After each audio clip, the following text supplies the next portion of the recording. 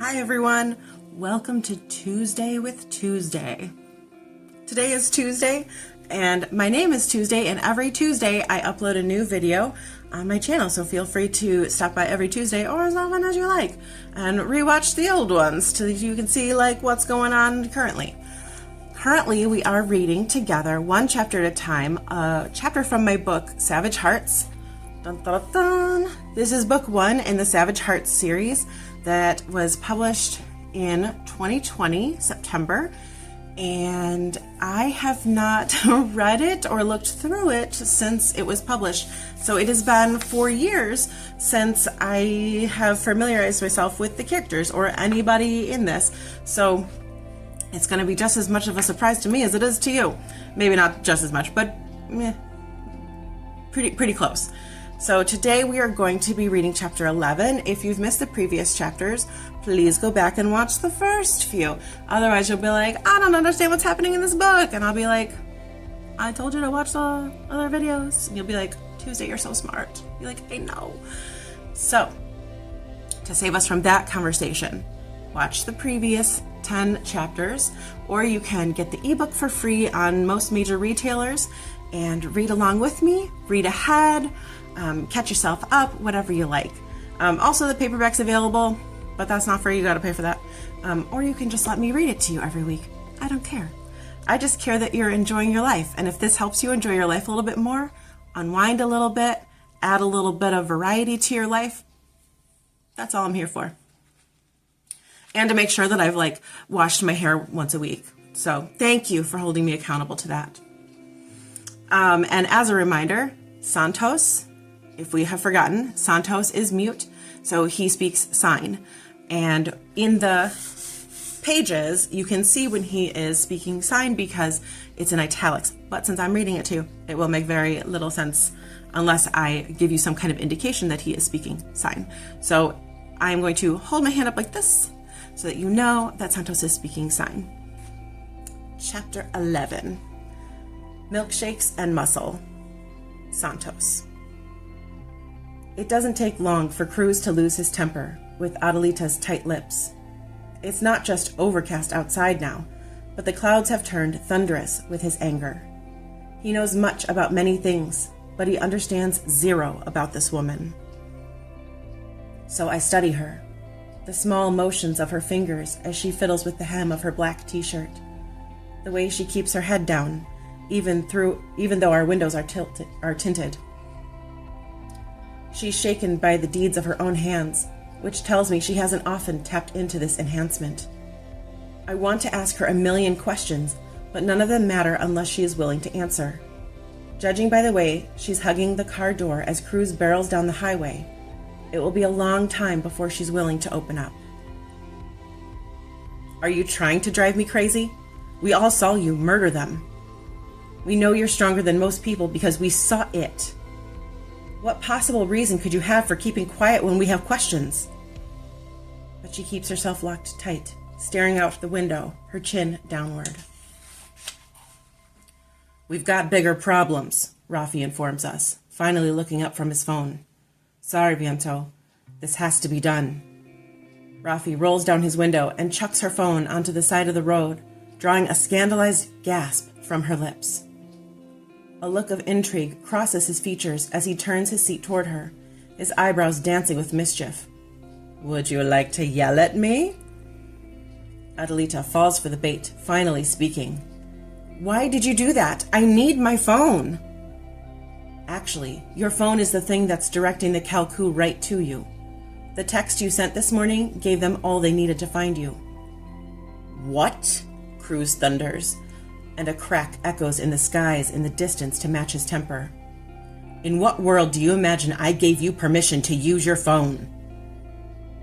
I groan internally, wishing Cruz would learn how to listen instead of bark out commands. She was just crying and doesn't need to be yelled at. True to expectation, she clams up and hugs the door again. I like her closer than this, and Cruz is purposefully putting her on edge. Her entire being is pure warmth, and I feel cold without her near me. I asked you a question, Adelita. Her lips tighten. I thought it was clear that I'm ignoring all asinine comments today. Look at Rafi's knuckles. They're scraped up because he was fighting off Kalku, who wouldn't have known where we were if you hadn't tipped them off. You might think you're angry, but I'm furious. And sure, my car can withstand a lot, but I'm going to need a realignment now for sure, at the very least. A flicker of agony crosses her big blue eyes when she glances up to the front to gape at Raphael's hands. Rafi shoots Cruz a wry look as if to say his injury is obviously nothing. He's right. Cruz is making a big deal of it to guilt Adelita into seeing the bigger picture. How many times in your life have you been knocked in the head? Santos could have gotten himself a concussion, not to mention the blows to his back he probably wasn't hoping for when he woke up this morning. I sigh in frustration at Cruz, catching his eye in the rearview mirror. It's clear that I am fine. I'm barely sore from the swift kicks. I don't want Cruz implying that I can't handle myself. My attacker only got so many licks in because I was occupied with the other guy. Cruz digs the knife in deeper, as is his way. You want to tell me who you were texting? What does that matter? Well, they could be in league with the Kalku. Adelita shuts her mouth, but Rafi answers. She texted a man named Tomas. She lowers her chin. He needs to know to cancel my caseload for the week. She didn't call a friend or her family. She called her job to make sure they weren't left high and dry. It's responsible, yes, but sad. Raphael seems to be on my same train of thought. You called work and not a friend? No relatives will miss you when you're gone? I'm sure I won't be gone long. She speaks with a feigned confidence, avoiding his question. As she says the words, I know she's pushing more hope behind them than she believes.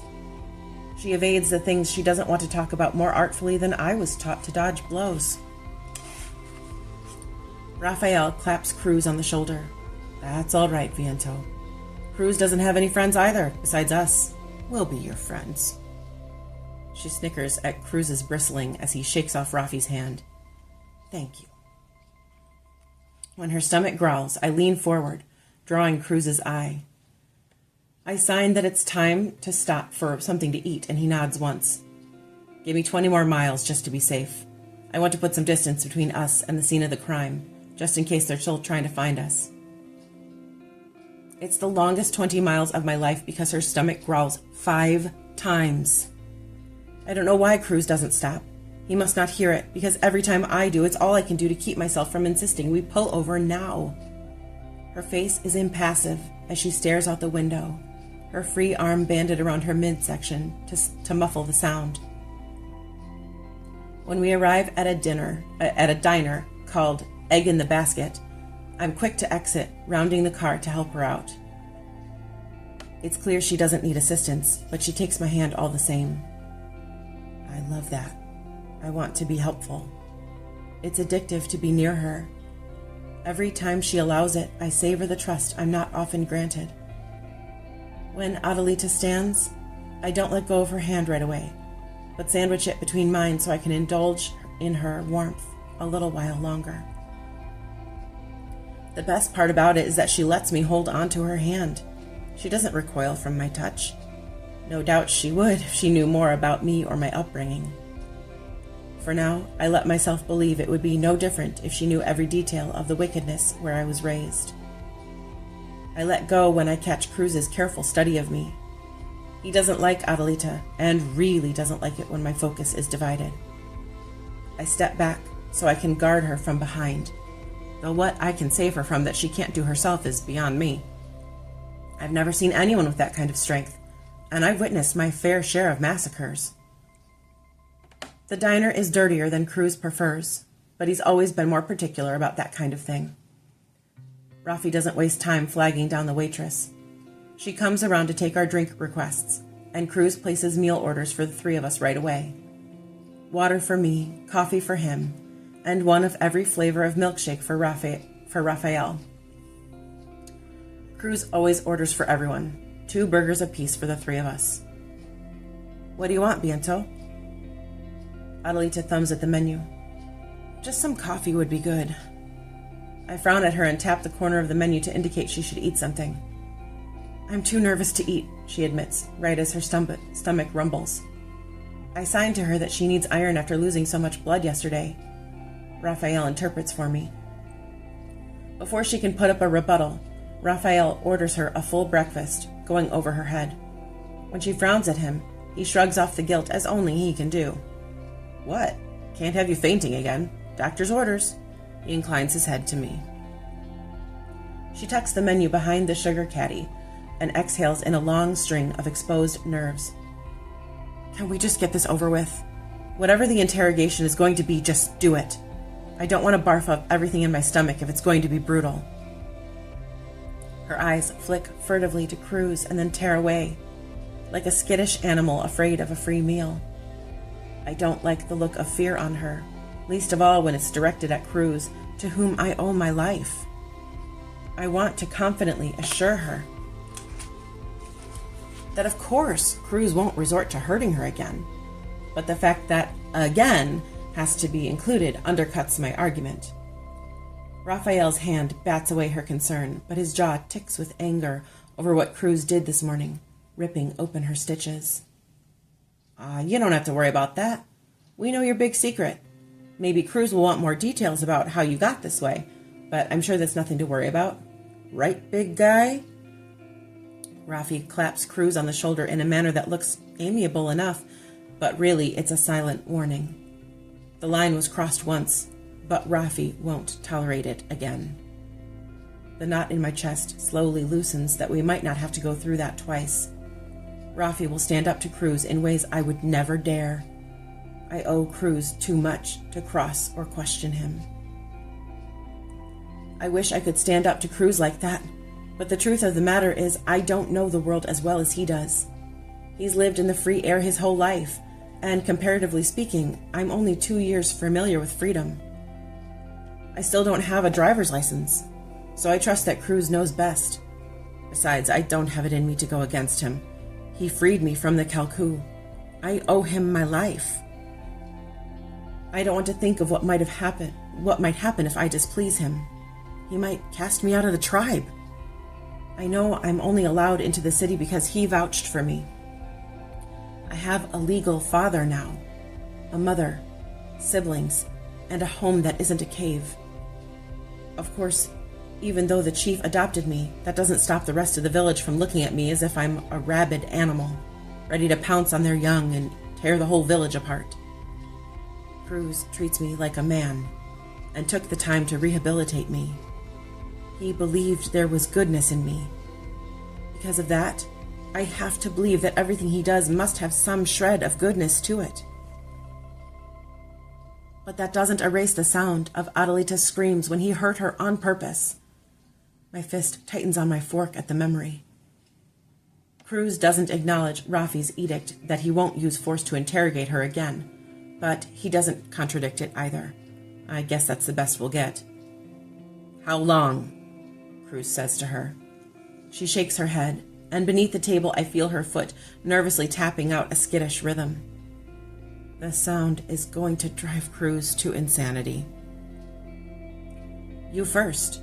You all talk about a tribe and magic and whatnot. Is that what you are? A warlock? To his credit, Cruz doesn't scoff. He doesn't answer either. He's stalwart that his words will be heeded. He asked her a question first. So even though what we are is no big secret, he holds on to it as a bargaining chip. How long have you been able to throw grown men around and crack their skulls one-handed? She lowers her chin. The clinking of silverware and drone of conversations all around us nearly drown out her meek reply. Forever. But, I mean, I've never murdered anyone before this. Who else knows? The napkin in front of her finds its way to her hand so she can tear off small bits of it and line up the pieces in a row. It's the strangest nervous tick, but it keeps her talking, so I guess it helps her. I think Tomas was passed out when I intervened at the clinic when the Calcoo jumped him, but it's possible he saw more than I wanted him to, so the only people who for sure know my secret are the three of you. No family? No friends? Cruz asks. He may need the verbal clarification, but I don't. All I need is to look at Raphael. If he trusts her answer, that's enough for me. Rafi can spot a lie a mile away, no doubt because he's told so many. He's a master at reading people. Her voice goes impossibly quieter, and I know we've made a wrong turn in forcing her to tell us so much. Every fifth word, her voice loses all volume. Mama and I were taking the bus home from college graduation a couple of years ago. I guess the semi-truck didn't see us. He rammed into the bus from the side and tipped it over. 14 people died, including Mama. She comes to the end of her napkin, and her words stop when she runs out of pieces to tear and line up. I hand her mine, and she finds her voice again. I helped her find the freedom to speak, and I love it. Her eyes flick up to me. That's when I saw your twin, Santiago. He pulled only me from the wreck. He knew about the strength stuff. So the three of you, Santiago, and my mom. She looks at me and my heart stutters. Though I know my signs don't mean anything to her, it's the only language I have, so I go with it, mouthing as clearly as I can. I was in captivity up until 2.5 years ago. We weren't allowed out of the cave. Santiago never set foot on concrete without an order from Father. I would have known about you, about the mission of them sending Santiago to you. I don't understand. She shakes her head. Okay, I caught like half of that. I didn't know Santiago at the time, and I haven't seen him since. He lowered himself into the tipped-over bus, walking over bodies like he was looking just for me. Then she goes silent. I know there's more, and I can see she wants to tell us. She's just working up the nerve. The waitress brings us our food, but none of us acknowledges her, not even Rafi, who usually has a wink and a quip for anything in a skirt. Santiago. My brother was sent on a secret mission from the Calcu? Since when would that have happened? Why didn't he tell me? We were never allowed out of the cave. Sweat beads on the nape of my neck. I don't understand. Adelita motions to my clothes. I didn't recognize the similarities at first. Rafi fills in the gaps. Santiago has been dead for a while now. The Calcu killed him. Adelita pauses her own pain and reaches over to place her hand atop mine. For all the confusion I feel, that small weight settles my storm of questions. He had golden eyes like yours, kindness in them that can't be faked, just like you. Her mouth pulls to the side, and I can tell she's trying to remember Santiago exactly. I take a bite of my dry toast, which breaks up the seriousness for a beat. Raphael's mouth pulls to the side as he scolds me. At least put something on that, Santos. There's no joy in that mouthful. Everything should have a little joy. He nudges the caddy with the packets of jam stacked high, silently pushing me to break a rule that doesn't have a good reason to shatter. I frown at him, knowing exactly what he's doing. Sugar is weakness. Father said so. Cruz meets my eyes with a seriousness that tells me he's going to deliver the same speech he does whenever I mention life in the cave. You aren't with the Calcu anymore. You're a freed man, Santos. The cave master is not your father anymore. My dad is yours because you're my brother now. Adelita's eyes bounce back and forth between us, cataloging things in ways I wish she wouldn't. Maybe she thinks I'm naive or stupid. Maybe she thinks I'm a rabid, wild man. I decide she should know who she's traveling with. We've expected her to divulge too many things. I need her to know why I am the way I am, in case I do something wrong that scares her. I'm not like them, I admit to her. She's still got her hand atop mine, on top of the table, where anyone can see her fraternizing with the likes of me. I'm not translating that, Rafi rules. You're just like Cruz and me. We have the same address, carry the same workload, same last name even. We are the same. It's defiance, plain and simple. It's sweet, but untrue. I turn in the booth to face Adelita so she can read my lips. Santiago and I were stolen by the Calcu when we were babies, raised to be protectors of their cave. Over and over, Santiago and I were trained to be the best weapons possible to defend the cave. No sugar, no alcohol, no smoking, no women. Exercise regimen for the first hour of the day, language studies for the second hour, practice magic until Father was satisfied, and then tend to the needs of the elders. Laundry, cleaning, cooking, securing the cave as best we could. When I stop, Raphael has his eyes on his food, but he is not eating. He doesn't like talk about my life in the cave. My parents never stepped forward to claim me when I was liberated, and neither did his. Either my parents are dead or they don't want to be associated with someone who lived as long as I did with the enemy. Rafi's parents didn't want him back when he was liberated at 5 years old. They said he'd been polluted and ruined by the Calcu. I believe he told me. When Santiago made a mistake in his lessons, they punished me instead. I tapped the side of my face, showing her the scars without embarrassment. In truth, I'm not embarrassed by them. They're signs that I love my brother, that I would do anything for my family. They're not my shame, they're my honor. Then I tell her, I wish I knew why he came to you, or anything about it, but I don't. Santiago pulled you out of that bus for a reason, and I trust him. Her brows crease with concern. He picked me up and carried me out of the bus. When he set me down on the pavement, She squirms and rubs the nape of her neck. That was all. I never saw him again. She tears the rest of her napkin and goes silent until I hand her Raphael's to Mame. The toast in my mouth tastes like sand, my world going still as I contemplate all the ramifications of what it could mean that my brother knew about Adelita, that the Calcu knew, and they must have sent him to save her. And I knew none of it. And that brings us to the end of chapter 11. I love Santos. He's precious.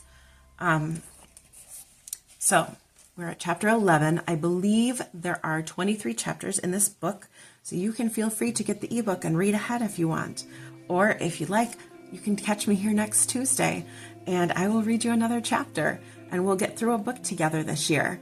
And if you guys like and subscribe, and you like this and you want more, maybe I'll read you another book. And this can be our little Tuesday ritual, where we just kind of unwind and do something good for ourselves.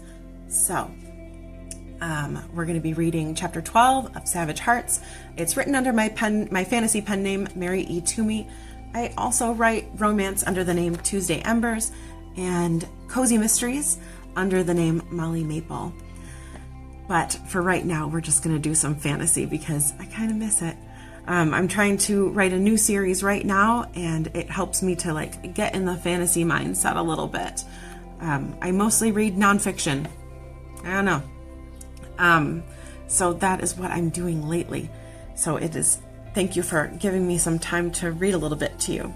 And if you're wondering if I narrate my own audiobooks, no, because you will see how many times I made mistakes and that I am not the best public reader in the world. But that's okay, because we can do things that we're not wonderful at and still have fun and still call it a day. But if you'd like to check out my audiobooks that are actually narrated by actual professionals and produced by professionals, you are welcome to check them out on Audible, Amazon, and iTunes.